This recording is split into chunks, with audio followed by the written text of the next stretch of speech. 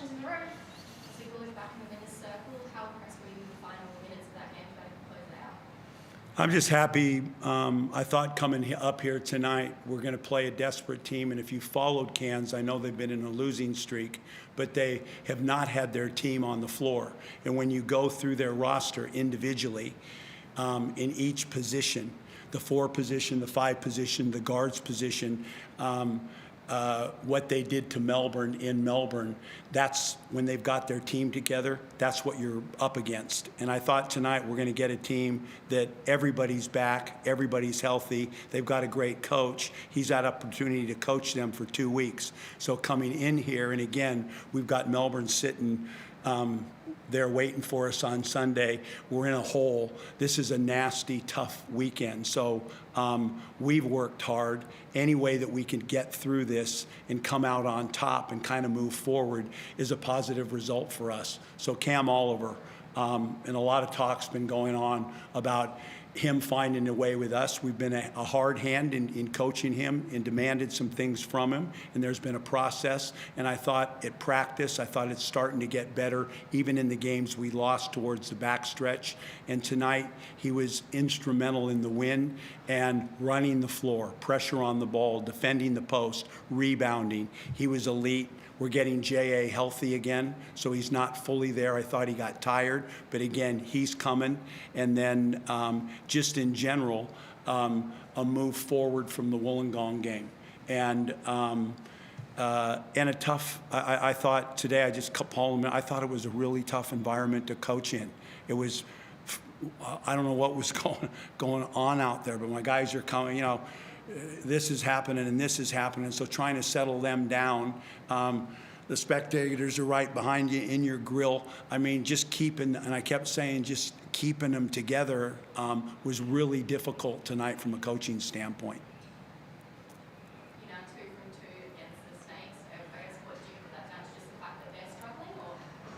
Well, I thought tonight it was the first time we played them. They were undermanned. They were on our home court, and it's the only, we've had 4 home games, and it's the only time we didn't play in Mars before we came back and played. We got an opportunity to sit, get ready for them, and play them, and I think they'd come off something, and they were banged up. And I don't think anybody talks about this stuff, but you know, if you get 2 or 3 guys out, main guys out, you've been somewhere and traveled and played the net. There's some factors there, and we knew we were getting a Cairns team that we had the upper hand on. Tonight was more of what I think they are, and I think they could finish in the 4, they could finish in the 6. They're capable of that, but they've had a ton of people out. Tonight, you saw Cairns and what the game was tonight. If we played them 5 times, I think it would be like that. We come down to the last 2 minutes, and that's what our league has become. And the edge, I keep saying, is a fine, fine, fine line. So I think you're going to see some good things about them coming down this back stretch with everybody on board healthy.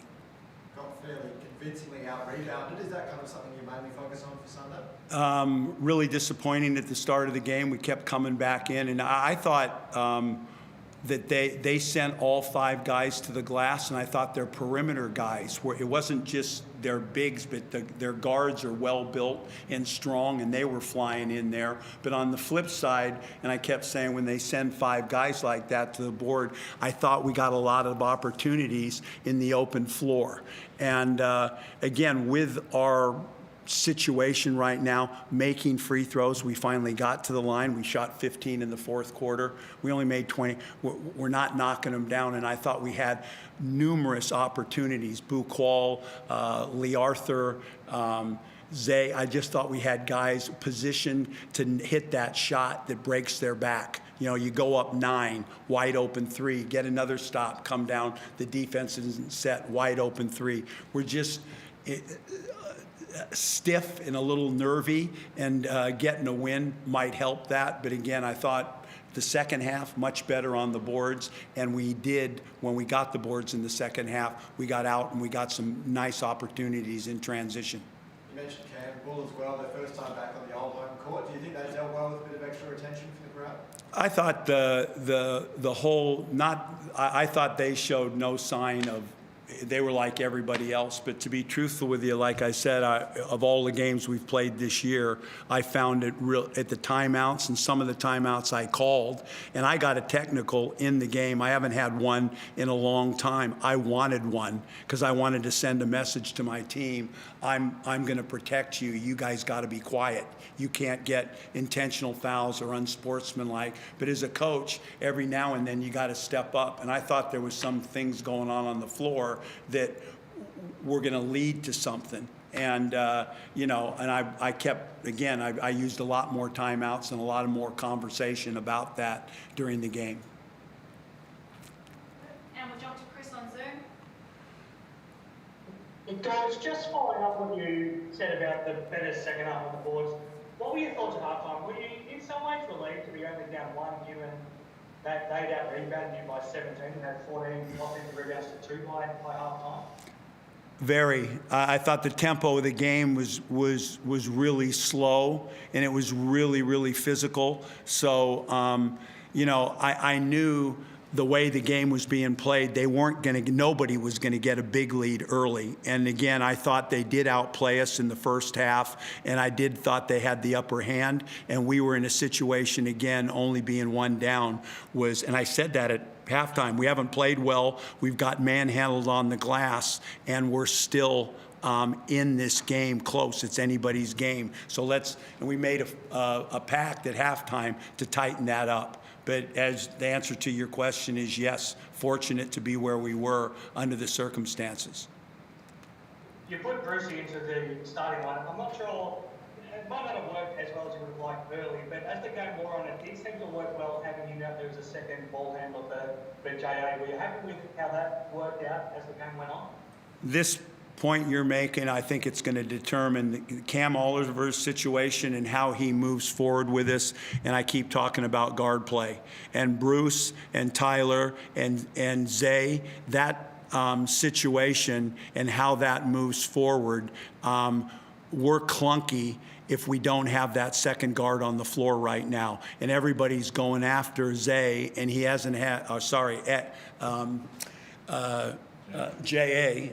Is going after him, so we're trying to protect him and not have him have to carry the ball all the time, and the ball moves better with another handler out there. And tonight, again, he was beneficial in that even though he, as you're saying, wasn't dominant, but it really helped J.A. get rest while he was still on the floor. So his performance, and I'm hoping we can now he's back from New Zealand, get Zay going a little bit and give him more. And I still think Tyler has a lot more. He's just a little bit in a hole right now. And those 3 guys in that position are going to play a lot now to help Zay rest while he is on the floor. Tonight's game felt very, like you touched on before, it felt like a wrestling contest. For a lot of it, it was very slow paced. It was a half-court game. Sunday's going to be very different. Melbourne's been putting up 113 points over their last 3 games. How do you make those adjustments from tonight's game to Sunday? We didn't want to play like this.